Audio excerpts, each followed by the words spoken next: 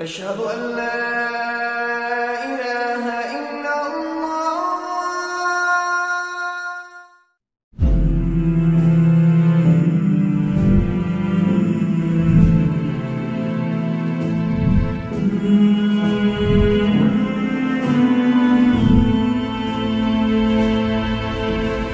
يقول الله عز وجل في كتابه الكريم بعد أن أقول أعوذ بالله من الشيطان الرجيم والذي قال لوالديه أف لكما أتعدانني أن أخرج وقد خلت القرون من قبلي وهما يستغيثان الله ويلك آمن إن وعد الله حق فيقول ما هذا إلا أساطير الأولين أولئك الذين حق عليهم القول في قد خلت من قبلهم من الجن والإنس إنهم كانوا خاسرين ولكل درجات مما عملوا وليوفيهم أعمالهم وهم لا يظلمون اللهم لا تجعلنا من الظالمين رب اشرح لي صدري ويسر لي أمري واحلل عقدة من لساني يفقه قولي واللهم ثبتنا عند الموت بلا إله إلا الله واللهم اجعلنا من الذين آمنوا وعملوا الصالحات وتواصوا بالحق وتواصوا بالصبر آمين يا رب العالمين।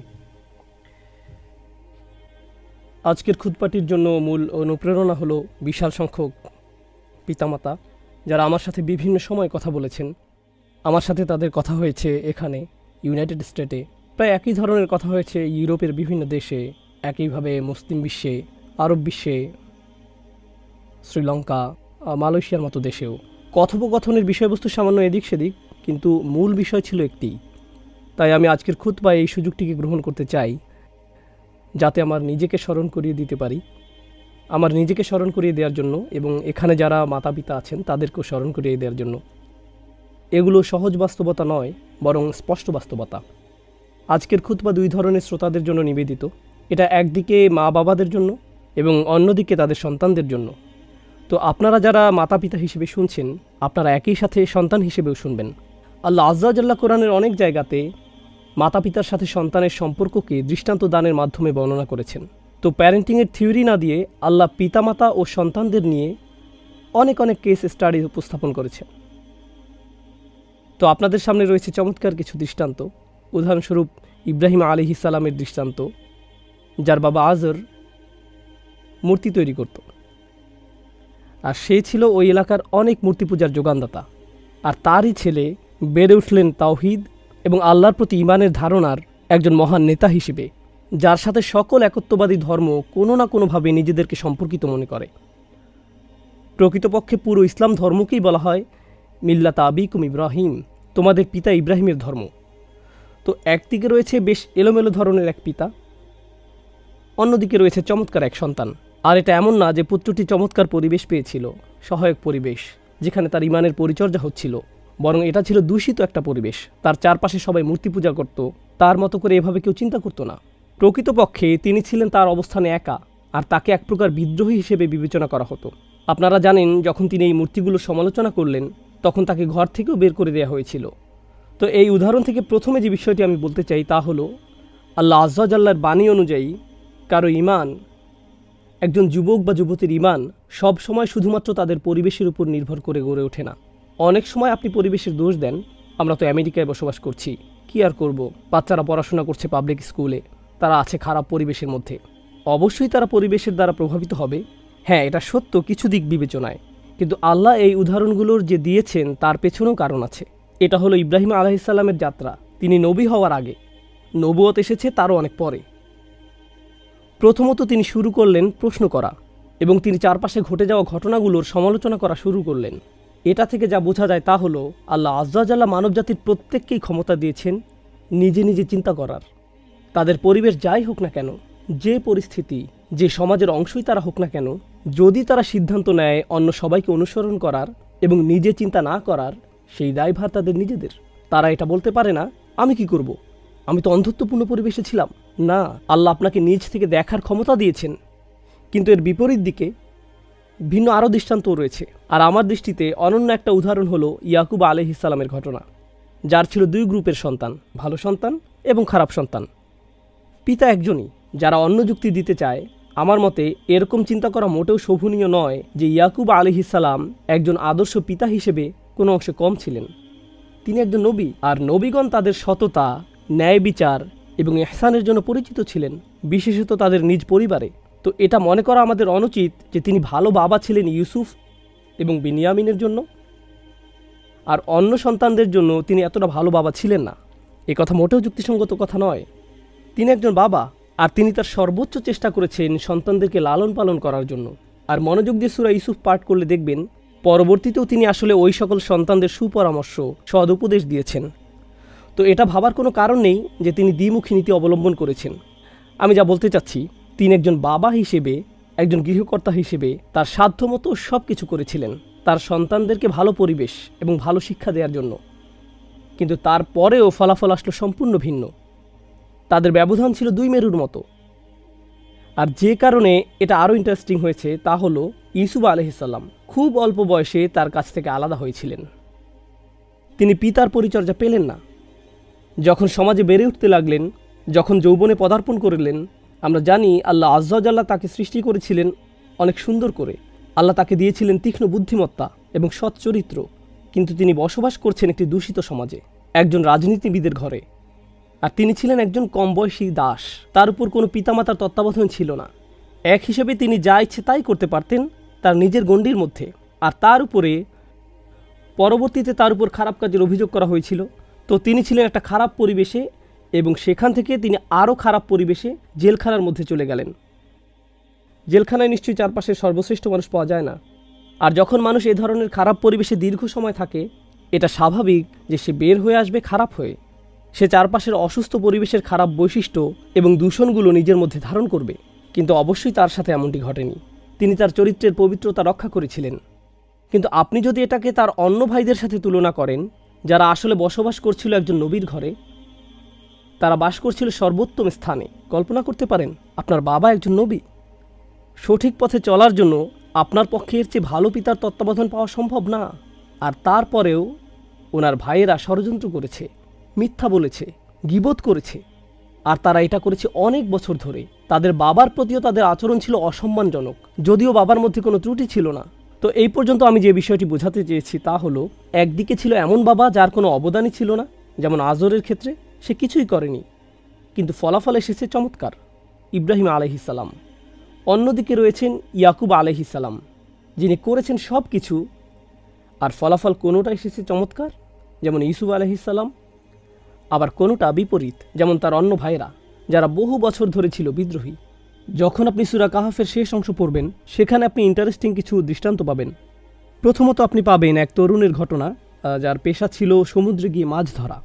কিন্তু সেই তরুণ যে সৎ পথে উপার্জন করত, তার ঘটনার পর, আর এই উভয় ঘটনায় কম বয়সী বাচ্চাদের নিয়ে। আরও 2টি ঘটনা এসেছে, আর এই উভয় ঘটনায় কম বয়সী বাচ্চাদের নিয়ে।